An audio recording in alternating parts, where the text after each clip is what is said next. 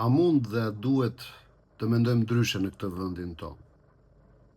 Pra, a prish punë kur ka shumë njerëz, shumë fytyra, shumë zëra, shumë mesazhe? Apo nëse ka një shpresë të vetme që gjërat të ndryshojnë në vendin tonë është kur të gjithë të guxojnë të flasin, kur të gjithë të guxojnë ta nxjerrin idenë e tyre prej së brendshmi për qytetarët, për dëgjuesit, sado qofshin ata, 1 më tepër, 10 më tepër, 100 më tepër, 1 milion më tepër.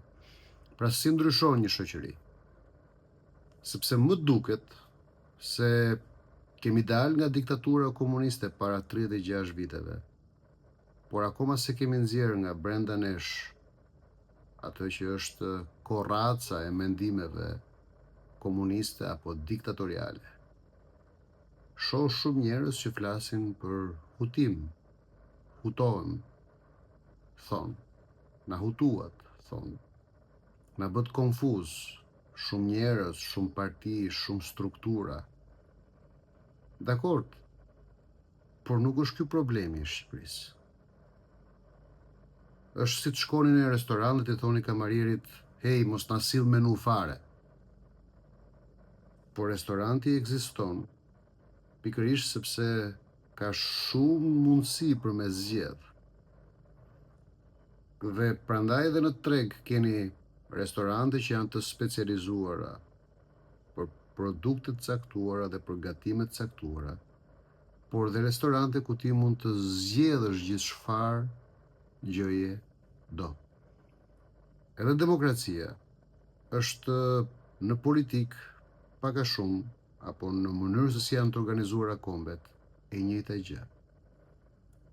Në qoftë se doni të njëjtin produkt, keni diktaturën, keni autokracit, keni totalitarizmat. Pra i keni këto mënyra jetese dhe organizimi shoqëror. Mësa demokracia dhe liria kanë shumë mundësi dhe hapësirë për me zgjedh. Nëse duam demokraci, nuk duhet të shajmë mundësinë për me zgjedh, nuk duhet të ankohemi për mundësinë për me zgjedh. Madje për shkret e kundërta, duhet të ankohemi dhe të kundërshtojmë ata që na e pengojnë mundësinë për me zgjedh, ose ata që na e ndosin mundësinë për me zgjedh.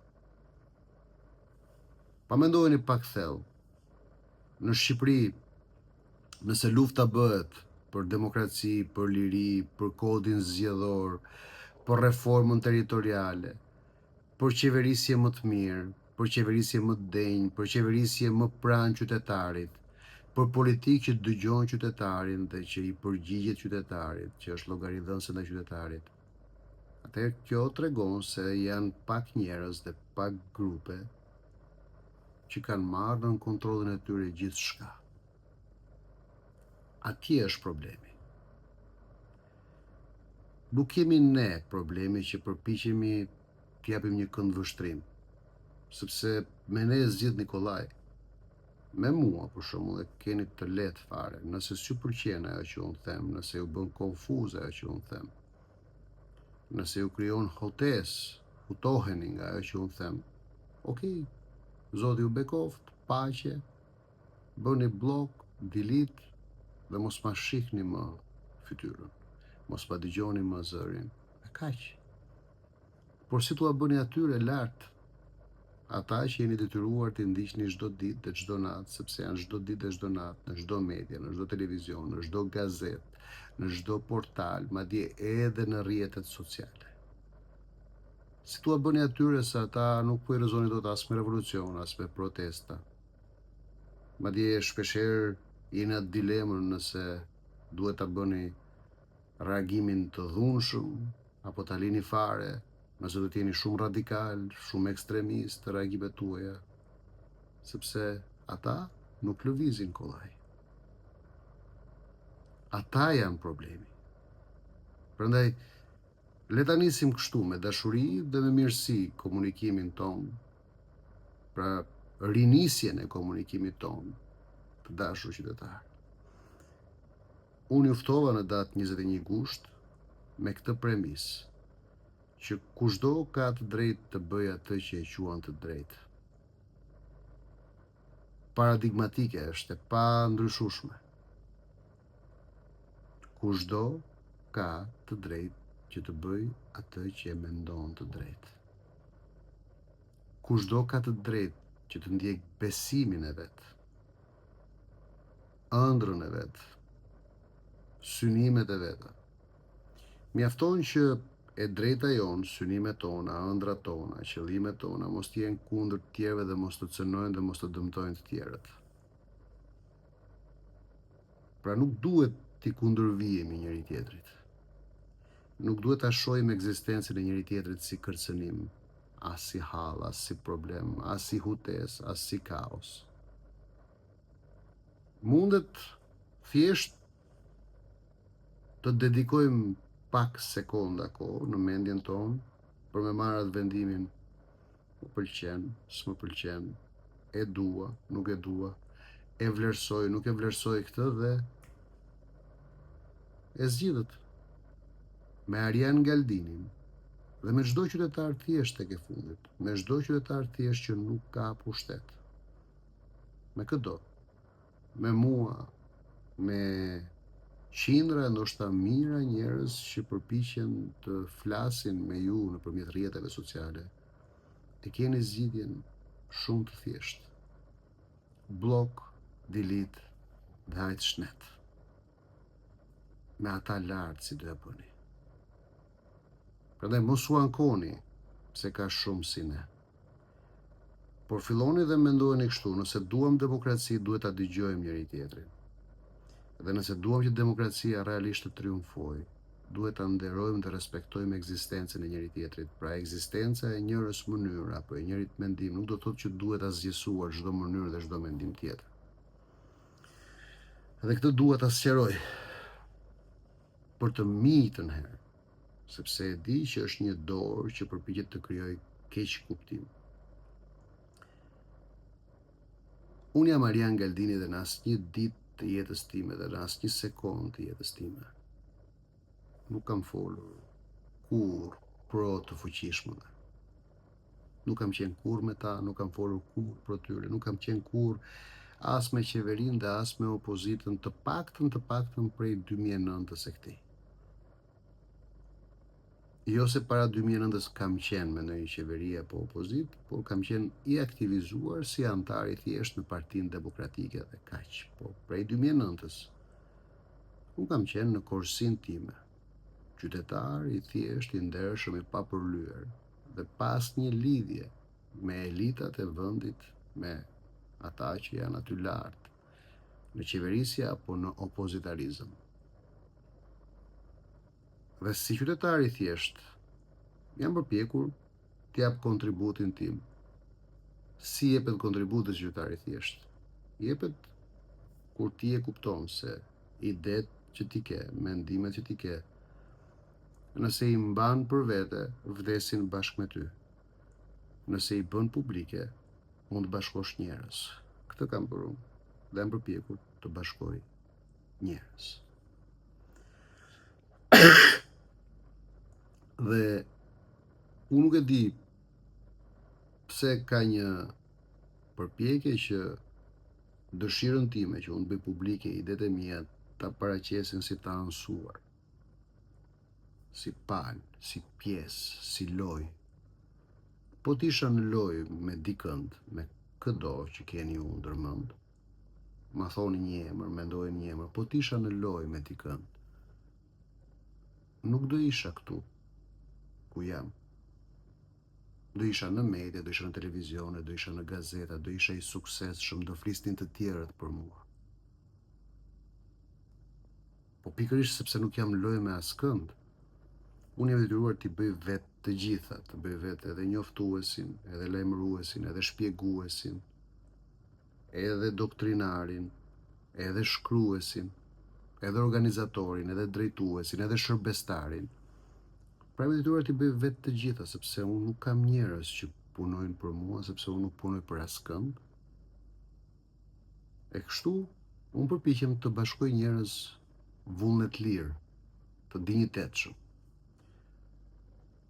Por jedhoj, unë nuk jam kundër askujt dhe nuk punoj dhe për askënd. Jam një njeri që besoj në idetë e mia dhe ndjej se idetë e mia i shërbejnë të mirës publike. Dhe e kam ndarë mendjen që t'i bëj publike idetë e mia. Do të përpiqem të bashkoj njerëz nëpërmjet këtyre ideve. U pëlqen as u pëlqen, doni apo s'doni. Ju që ndiheni mirë në kampet aktuale, unë nuk e ndal as qëllimin, as misionin dhe as detyrën që i kam dhënë vetvetes. Nuk e ndal e para punës sepse nuk kam përfitim. Pra nuk e ndal sepse duke qenë se nuk kam përfitim, nuk ka një gjë që mund më ofroj dikush që mund bëj pazar, heshtje në shkëmbim të diçkaje. Pra unë e kam vendosur këtë gjë sepse kështu e besoj. Dhe kjo nuk është në treg, nuk heshtun për këtë gjë. Nuk kam ndërmend që të hesht për me dhënë paqe disave. Të hesht që të ndihen mirë disa. Jo. Unë do të flas sepse unë mendoj që kushdo që ndihet keq nga fjala ime është pjesë e lojës. Djajt tremben nga drita. Djajt tremben nga temjani. Kush shqetësohet nga fjala ime, duhet shoh djajt që ka brenda vetes. Po unë as ju kam detyrim, as ju kam borxh, dhe as kam ndonjë arsye që t'u përgjigjem për kufizimeve, hardallisjeve, diareve mendore të shumë njerëzve cilët janë pjesë e lojës. Janë pjesë e regjimenteve politike dhe janë pjesë e milicive virtuale të vrerit. Jo, nuk kam asnjë detyrim, nuk jam për ju. Jam në lirinë time, jam në dinjitetin tim, duke përdorur mjetet e mia dhe duhet komunikoj me ata njerëz që e zgjedhin të më ndjekin. Që e zgjedhin të më ndjekin. Dhe do e pastrojmë këtë rrugë së bashku. Ata njerëz që e zgjedhin më ndjekin kanë filluar ta kuptojnë këtë të vërtetë.